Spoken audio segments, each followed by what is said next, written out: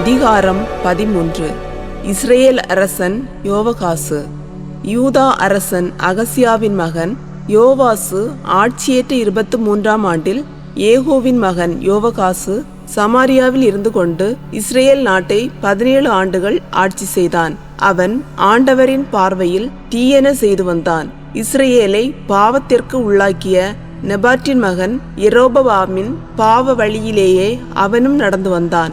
எனவே ஆண்டவர் இஸ்ரேல் மீது கோபம் கொண்டு அவர்களை சிரியாவின் மன்னன் அசாயேலின் கையிலும் அசாயேலின் மகன் பெனதாதின் கையிலும் நீண்ட நாள் விட்டுவிட்டார். ஆனால் யோவகாசு ஆண்டவரின் கருணை பார்வையை நாட ஆண்டவரும் அவனுக்கு செவி சாய்த்தார். ஏனெனில் சிரியாவின் மன்னன் பிடியில் இஸ்ரேல் நசுக்குண்டு கிடப்பதை அவர் கண்டார். இஸ்ரேலுக்கு ஆண்டவர் ஒரு மீட்பரை தரவே இஸ்ரேலர் சிரியரின் பிடியினின்று விடுதலை அடைந்தனர். இஸ்ரேல் மக்கள் முன்னைய நாட்களில் இருந்தது போல் தங்கள் சொந்த கூடாரங்களில் குடியிருந்தார்கள். ஆயினும் இஸ்ரேலை பாவத்திற்கு உள்ளாக்கிய யெரொபெயாம் வீட்டாரின் பாவ வழியை விட்டு விலகாது வாழ்ந்தார்கள். மேலும் அசேரா கம்பம் சமாரியாவில் இன்னும் நின்று கொண்டிருந்தது. யோவகாசுக்கு அவனுடைய மக்களுள் 50 குதிரை வீரரும் 10 தேர்களும் 10,000 காலாட்படையினருமே எஞ்சியிருந்தனர். ஏனெனில் சிரியாவின் மன்னன் அவர்களை அழித்து போரடிக்கும் களத்து தூசி போல் ஆக்கியிருந்தான். யோவகாசின் பிற செயல்களும் அவன் செய்தவை யாவும் அவன் பேராற்றலும் இஸ்ரேல் அரசர்களின் குறிப்பேட்டில் எழுதப்பட்டுள்ளன அல்லவா? யோவகாசு தன் மூதாதையருடன் துயில் கொண்டு சமாரியாவில் அடக்கம் செய்யப்பட்டான். அவனுக்கு பின் அவன் மகன் யோவாசு அரசனானான். இஸ்ரேல் அரசன் யோவாசு.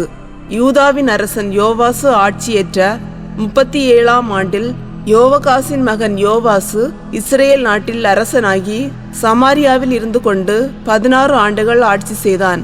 அவன் ஆண்டவரின் பார்வையில் தீயன செய்தான். இஸ்ரேலை பாவத்திற்கு உள்ளாக்கிய நெபாட்டின் மகன் யெரொபெயாமின் பாவ வழியிலேயே நடந்து வந்தான். யோவாசின் பிற செயல்களும் அவன் செய்தவை யாவும் யூதாவின் அரசன் அமத்சியாவுடன் போரிட்ட பொழுது அவன் காட்டிய பேராற்றலும் இஸ்ரேல் அரசர்களின் குறிப்பேட்டில் எழுதப்பட்டுள்ளன அல்லவா?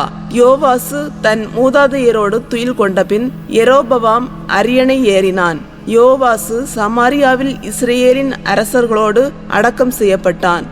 எலிசாவின் இறப்பு.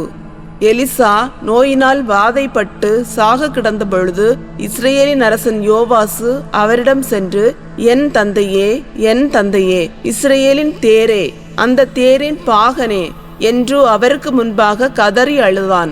எலிசா அவனை நோக்கி, வில்லையும் அம்புகளையும் எடுத்துக்கொள்ளும் என்றார். அவ்வாறே அவன் வில்லையும் அம்புகளையும் எடுத்துக்கொண்டான். அப்பொழுது அவர் இஸ்ரேலின் அரசனை நோக்கி, வில்லை கையால் வளையும் என்றார். அவன் வில்லை தன் கையால் வளைத்ததும் எலிசா தம் கைகளை அரசனின் கைகளின் மேல் வைத்தார். அவர் அவனை நோக்கி, கீழ்ப்பக்கமுள்ள பலகணியை திறவும் என்றார். அவன் அதை திறந்தவுடன் எலிசா, ஓர் அம்பை எய்யும் என்றார். அவனும் அவ்வாறே எய்தான். அவர், அது ஆண்டவரது மீட்பின் அம்பு, சிரியர் மீது கொள்ளவிருக்கும் வெற்றியின் அம்பு. நீர் அபேக்கில் சிரியரை முற்றிலும் அழிப்பீர் என்றார். அவர் மீண்டும் அம்புகளை கையில் எடும் என்றார். அவற்றை அவன் எடுக்கவே அவர் இஸ்ரேல் அரசனிடம், தரையில் அம்பு எய்யும் என்றார். அவன் 3 முறை எய்துவிட்டு நிறுத்தினான். எனவே ஆண்டவரின் அடியவர் அவன் மேல் சினம் கொண்டு, நீர் 5 அல்லது 6 முறை எய்திருந்தால் சிரியரை முற்றிலும் கொன்றளித்திருப்பீர்.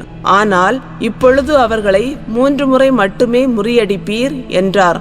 இதன்பின் எலிசா இறந்தார். அவரை அடக்கம் செய்தனர். ஒவ்வொரு இளவேநீர் காலத்திலும் மோவாபிய கொள்ளை கூட்டத்தினர் வந்து நாட்டை தாக்குவது வழக்கம். இறந்த ஒருவனை சிலர் புதைத்து கொண்டிருந்த பொழுது அந்த கொள்ளை கூட்டத்தினரை கண்டனர். எனவே அவன் பிணத்தை எலிசாவின் கல்லறையில் போட்டுவிட்டு ஓடினர். எலிசாவின் எலும்புகளின் மேல் பட்டவுடனே அந்த ஆள் உயிர் பெற்று எழுந்து நின்றான். இஸ்ரேலுக்கும் சிரியாவுக்கும் இடையே போர்.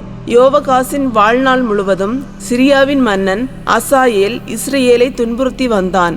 ஆனால் ஆண்டவர் இஸ்ரேலருக்கு கருணையும் இரக்கமும் காட்டி அவர்களை பரிவுடன் பாதுகாத்தார். ஆபிரகாம், ஈசாக்கு, யாக்கோபு ஆகியோரோடு தாம் செய்திருந்த உடன்படிக்கையின் பொருட்டு அவர்களை அழிக்கவோ தம் திருமுன் நின்று தள்ளிவிடவோ இன்று வரை அவர் மனம் ஒப்பவில்லை. சிரியாவின் மன்னன் அசாயேல் இறந்தவுடன் அவன் மகன் பெனதாது அவனுக்கு அவனுக்கு பின் மன்னனானான். யோவகாசின் மகன் யோவாசு தன் தந்தையிடமிருந்து அசாயேலின் மகன் பெனதாது கைப்பற்றி இருந்த நகர்களை திரும்ப கைப்பற்றினான். யோவாசு 3 முறை அவனை முறியடித்து இஸ்ரேலின் நகர்களை மீட்டு கொண்டான்.